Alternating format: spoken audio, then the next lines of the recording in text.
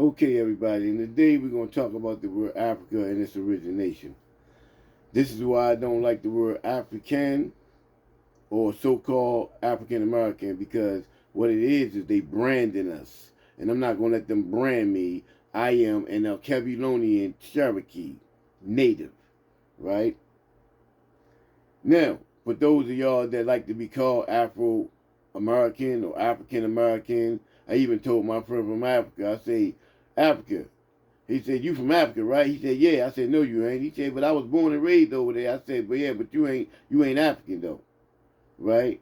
I said, "You are Cabulonian." He said, "What you mean, yeah?" I say, "You ain't African because that's a European name.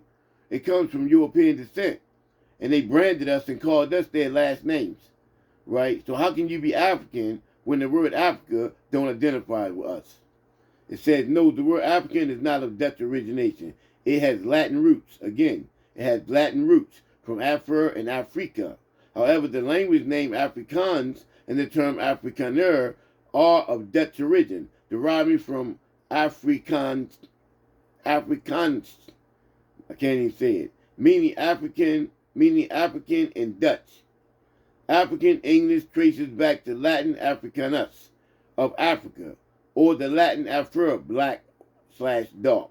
Afrikaans language derives from the Dutch Afrikaans, earlier Kap, Holland, or Cape Dutch, meaning African.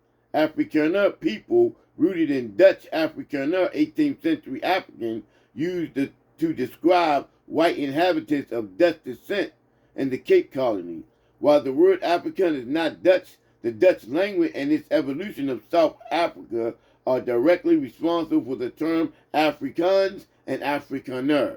We are not African. Stop allowing them to degrade us and call us Afro-American or African-American when we are Alkebulonan. Peace.